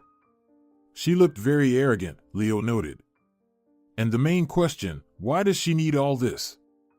Dorothea pondered, supporting her head with her hand. She appeared out of nowhere, attacked us, and started a scandal. Why? Only God knows where she's been all this time and what's on her mind, Leo added. But most importantly, we mustn't tell her about the treasure. In no way should she know that we found something here. Marlene, do you understand? She's no longer my daughter, and she won't find out anything, I guarantee you that, Marlene firmly replied. She was truly confident in her decision. Katerina not only undermined trust, but also betrayed her mother, thus destroying everything Marlene had so fervently wanted to save. She didn't need these warm relationships, she didn't need a mother. She had become a cruel and cynical person. It was unclear where she had acquired such cynicism and indifference, but now she was definitely not Marlene's daughter. She was no longer that little, naive girl whom Marlene had once loved. 2 days passed after this unexpected visit. Marlene was walking with Alfredo, discussing school with him, when the boy asked a question completely unrelated to the topic. Marlene, will you give me the gold coins from that treasure? Sorry, I don't understand, the woman replied. Well, I helped you search for the treasure. Don't I deserve a reward? Alfredo, I'm sorry, but this money doesn't belong to you. Then who do they belong to? The boy suddenly raised his voice. To you and your new family? Do you no longer need me? Friends don't treat each other this way. Alfredo, you've misunderstood everything. The boy abruptly released Marlene's hand, stopped, and looked at her with an angry and hurt expression. You're a bad friend, he said, turned around, and ran back to his house. Marlene was left alone. She couldn't understand why Alfredo was upset with her. He was already 7 years old. Shouldn't he have been taught not to take things that didn't belong to him? Feeling dreadful, she returned home. Alfredo was nowhere to be seen. It seemed he was sulking at home. She entered the large house where Dorothea and Leo were having dinner and discussing something animatedly. She didn't want to intrude on their family's bliss. Marlene was about to leave quietly, but the couple noticed her. Marlene, where are you going? Join us, the man invited her. I'm sorry, I didn't mean to disturb you, explained the disheartened woman, approaching the table where the young couple was seated. Oh, no, quite the opposite. We actually wanted to ask you for a favor, Dorothea said. Leo and I want to go for a short walk, and we have no one to leave Pedro with. Could you? Of course, I'll stay with him, Marlene replied, preempting the request. The young couple warmly thanked the woman and left. How wonderful it is here! Dorothea exclaimed, slowly walking arm in arm with her husband. Suddenly, she noticed a small figure by the lake. A person was sitting on the grass, throwing stones into the water. Dorothea recognized Alfredo. What was he doing by the lake so late in the evening? Where were his parents? Dorothea was about to go and ask the boy what had happened and why he was wandering alone so late, but suddenly, a dark female figure approached him. Leo and Dorothea hid behind the bushes, ready to intervene and protect Alfredo if necessary, but it wasn't required yet. They recognized the woman as Katerina and decided to eavesdrop on the emerging conversation. Hey, kid, hi. Are you alone here? Katerina asked, sitting down next to Alfredo. He was still angry and didn't respond immediately. Not alone anymore, he finally replied gruffly. It's not safe for such a little boy to come to the lake so late. Who knows, maybe mermaids will drag you in, Katerina said ironically. Mermaids don't exist. It's just a legend. What if it's not a legend but the truth? People don't believe in them just because they've never seen them. Legends exist to scare little children, but I'm already grown up, and I know where the truth is and where the lies are, Alfredo insisted. Well, I don't think my legend will scare you away. And what's even better is that this story isn't made up. What story? The boy asked with interest. Are you sure you want to know? Katerina teased him. Of course. Well, then, listen. Many years ago, ordinary people lived in this village. They were engaged in agriculture and were very poor. But one day, a wealthy landowner came here and fell in love with one of the peasant girls. He gave her a chest with numerous jewels as a sign of his fidelity and love.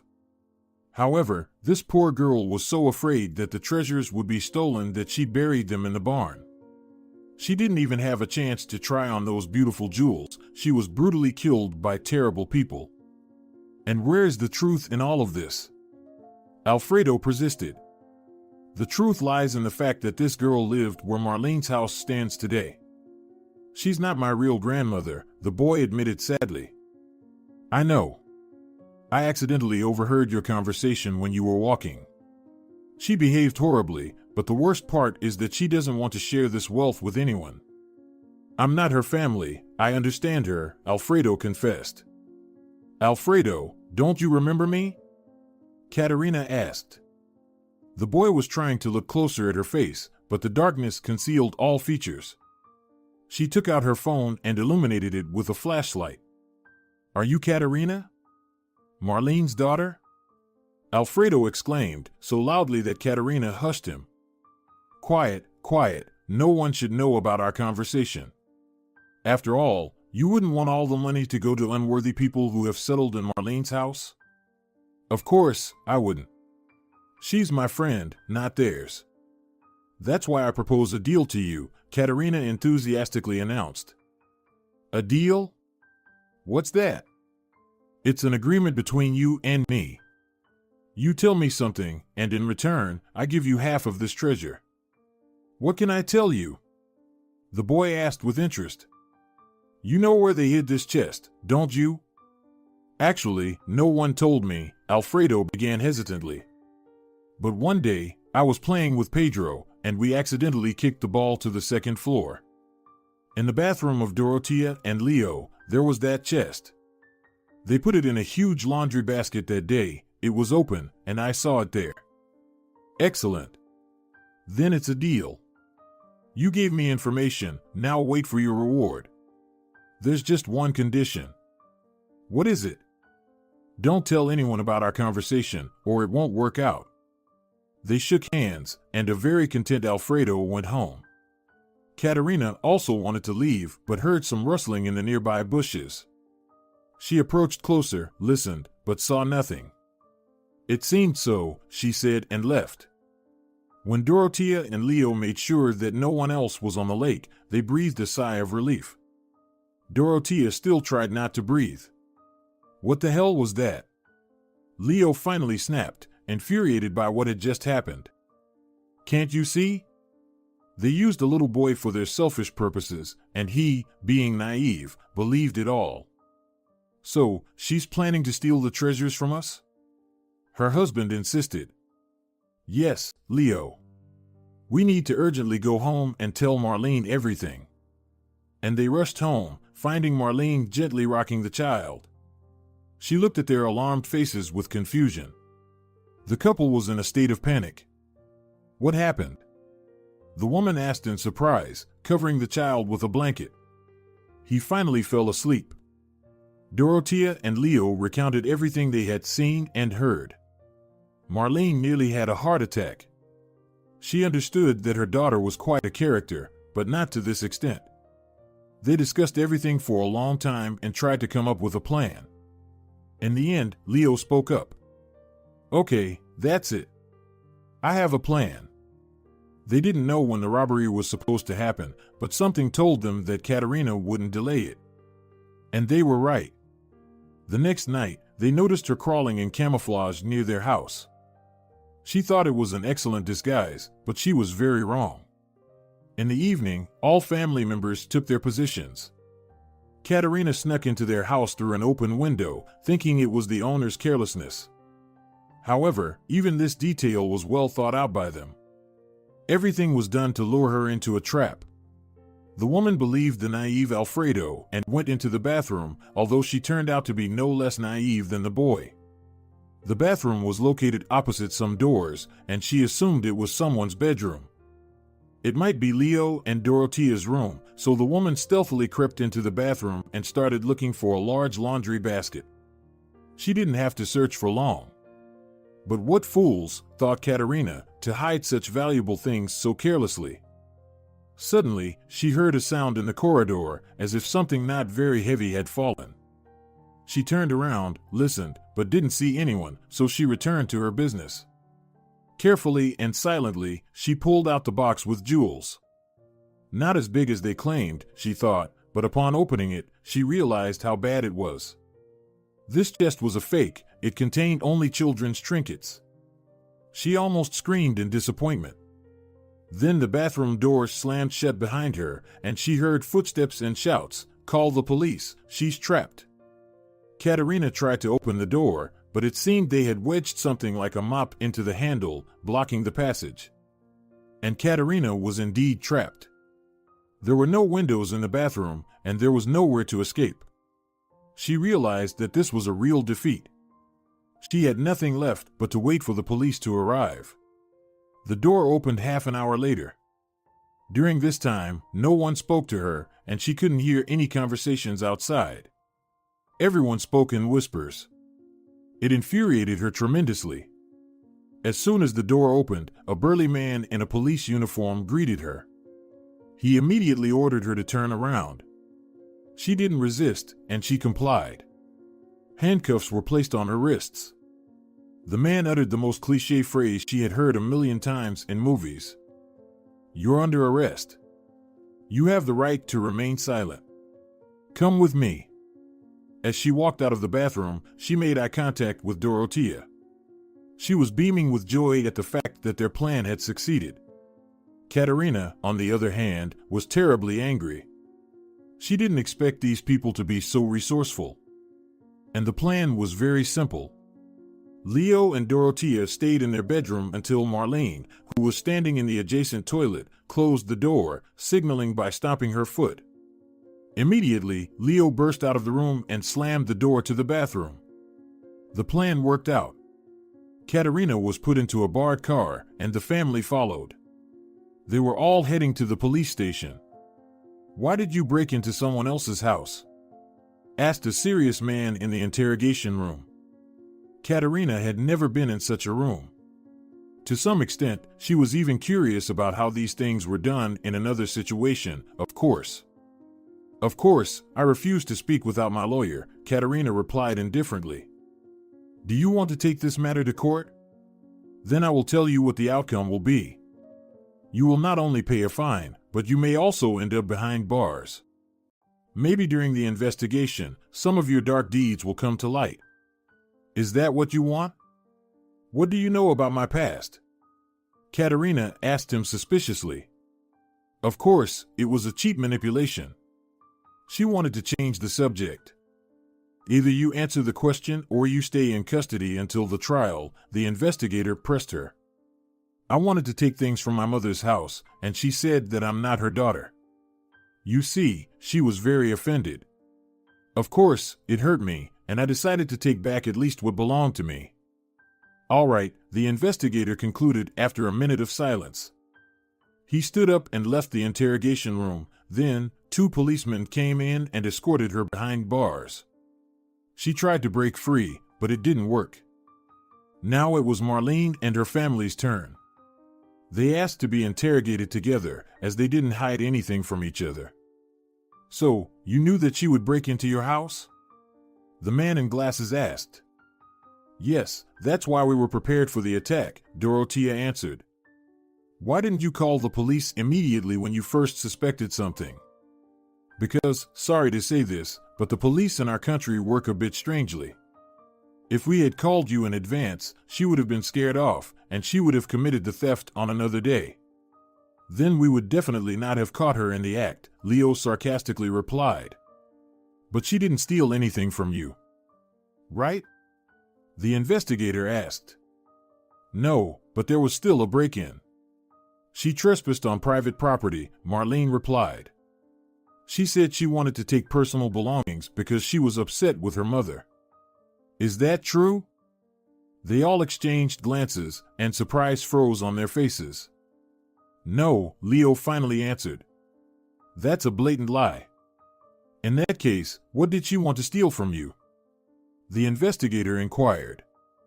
They all exchanged glances again. It was as if they were communicating silently, and Dorothea gave Leo a meaningful nod. "We'd better show and document this," the guy said uncertainly. "In what way?" The man was surprised. These are historical treasures that, according to the law, should be seized by the state, Leo finally confessed. At that moment, he felt relief, and it seemed like everyone in the room felt the same. Maybe it was for the best. They would get rid of something that added so much complexity to their lives. The slightly surprised investigator agreed with them and went to their house. Leo briefly told him the backstory of where they found this chest, how they found it, and why they were doing it. Then he talked about Katerina, who first sold her mother's house and then threatened to take it back along with the plot. And, finally, they reached the subject of all the disputes and disagreements, the chest, which was hidden right under Leo and Dorothea's bed. Well, the policeman began inspecting the contents of the chest. We need to examine it, and if its historical value is confirmed, then you will deal with it there.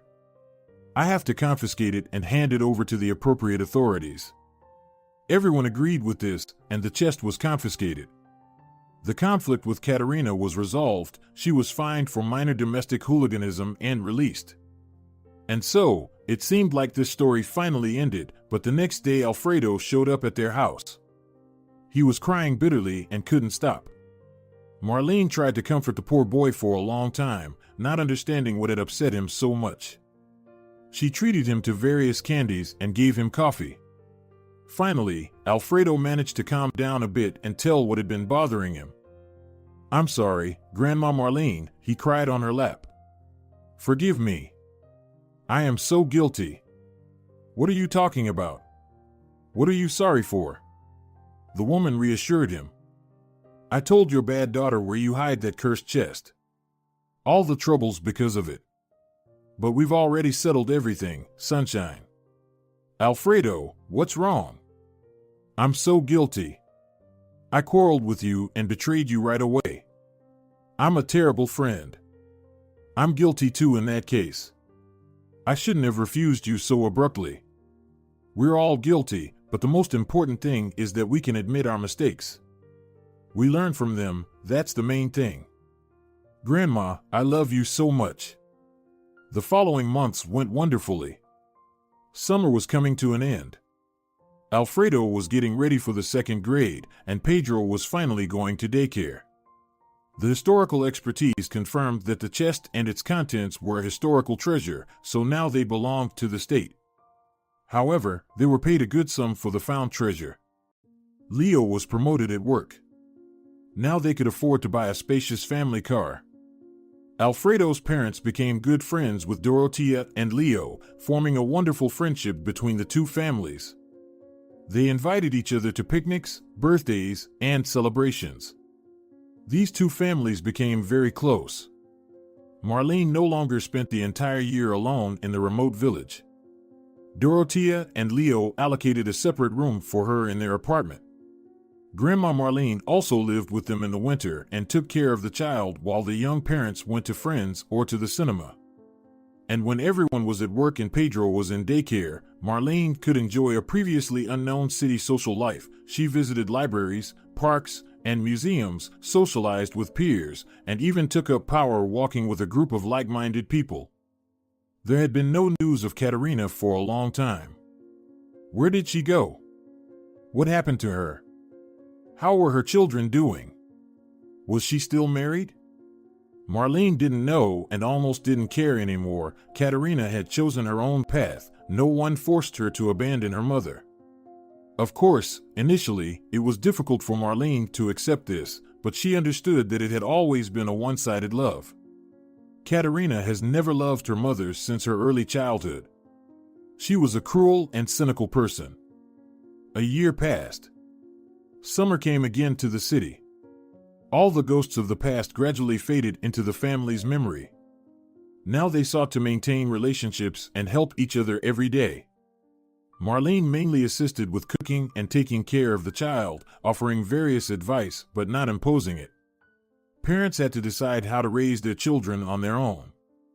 Pedro loved her very much. Of course, he was still very young, but he had long been saying the word grandma. Marlene was very pleased with that. Relationships with Alfredo were also improving. He became more understanding and serious. He finished only the second grade but already felt like a great scholar. He especially liked mathematics. This exact science attracted him more than anything. With the help of mathematics, I can explain a lot, he said. They told me that when I grow up, I'll be able to study physics, chemistry, and geometry. I'm really looking forward to that. The families, as usual, went to the lake, had picnics, and, of course, swam in the pool. Only now the idea of searching for treasures was no longer so important to them. Perhaps there was still something hidden here, but they had enough of the story that happened last year. But one night, this family idyll was disrupted again. The clock showed around 3 in the morning. Everyone was fast asleep. Marlene was resting in her separate house, and Pedro and his parents were in their bedroom. Suddenly, Dorothea heard some noise downstairs. She tried to wake up her husband, but he was sleeping soundly. So, she put on her robe and slowly went downstairs. She was terribly scared, especially since she had seen a lot of horror movies where maniacs or ghosts attacked their victims. But this time, the movies were right, and her intuition did not fail her. Dorothea went down the stairs and looked down. There, she saw 2 people in black masks. Her heart sank. Real robbers. She needed to raise the alarm. First of all, she decided to wake up her husband. She turned, but the floorboard beneath her betrayed her with a creak. The girl stopped, and flashlights were immediately directed at her. Dorothea realized they had seen her. She slowly raised her hands and began turning around just as slowly. 2 gun barrels were pointed at her, and each could shoot at any moment. "Come down," hissed a male voice from under the mask. Dorothea decided not to tempt fate and began to descend the stairs slowly. Tremors ran through her, and her husband, unfortunately, remained oblivious to it all. When she descended, she accidentally bumped into a vase, which shattered into pieces. It was supposed to make a noise and attract Leo's attention. But there was only silence from all sides. The masked robber took a wooden chair and placed it in the center of the room. "Sit down," he ordered. The girl obeyed. As soon as she sat down, he forcefully pressed her against the back of the chair, and his partner started tying Dorothea with a rope. "Where's your husband?" the rough voice asked again. In the bedroom on the 2nd floor, Dorothea squeaked quietly, like a mouse. After these words, her mouth was taped shut. She tried to say something else, but now only incoherent sounds came out. She cried out of despair and didn't know what to do. Meanwhile, the robber went upstairs and forcefully pulled Leo off the bed. The guy was still sleepy, so he didn't immediately realize what was happening, but the thief didn't want to take any risks. He immediately knocked the homeowner out with a heavy butt of a gun. Leo collapsed to the floor. The muscular robber in the mask easily lifted the guy and laid him over his shoulder. He brought him downstairs and seated him next to the girl, who was wriggling and trying to escape. Their chairs were tied in such a way that only their backs touched.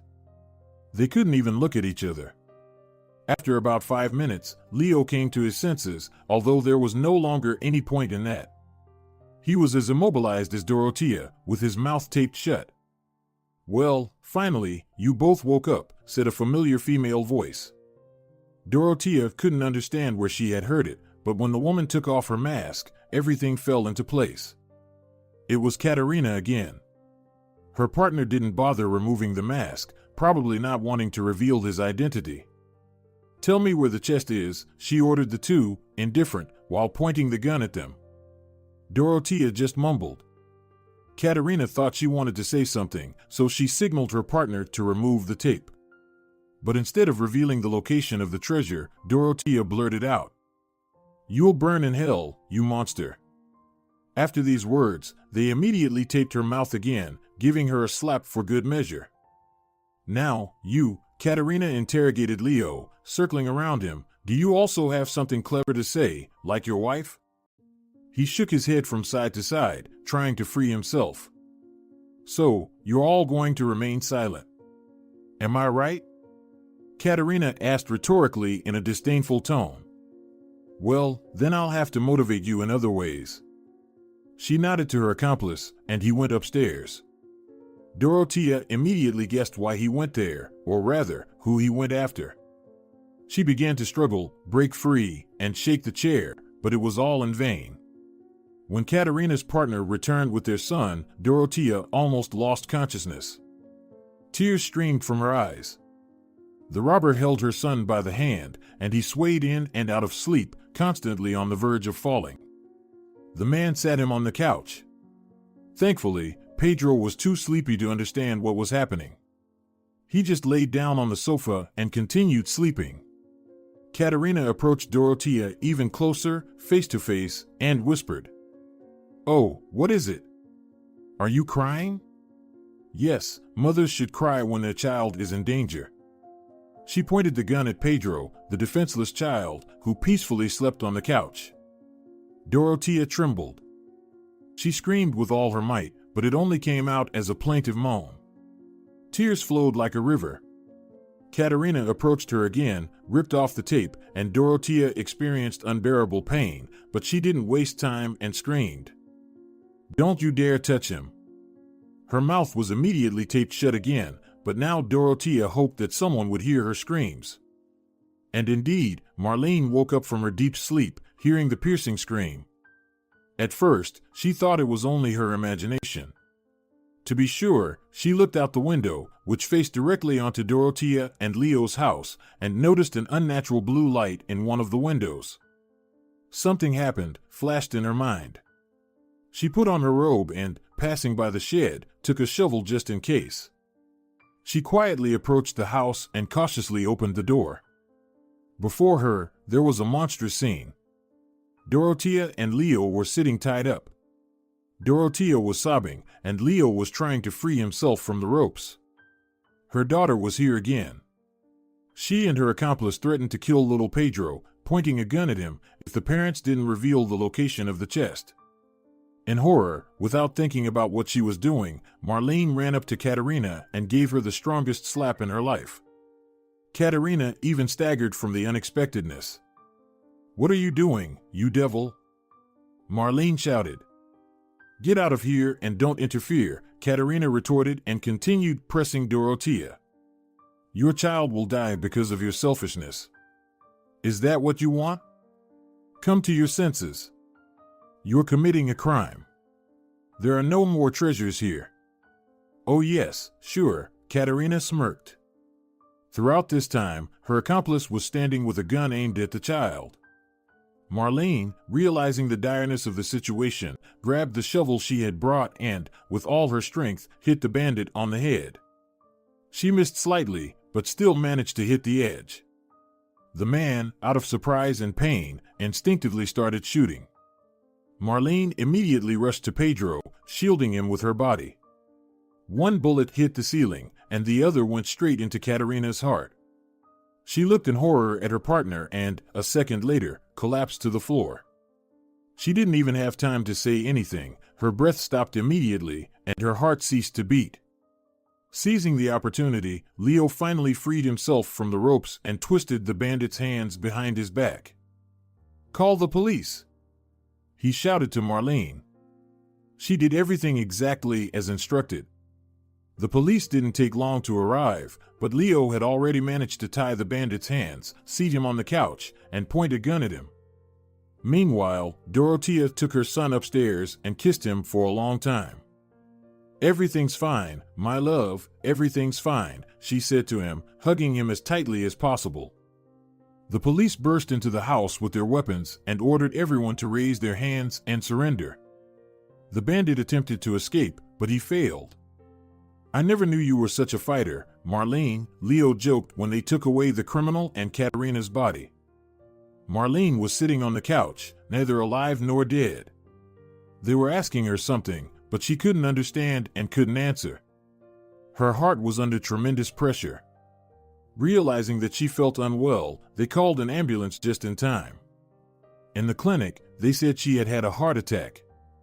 Marlene woke up the next day. She saw a white room, a white ceiling, and a nurse who had injected something into her vein. "Your relatives will come to you soon," she informed and left.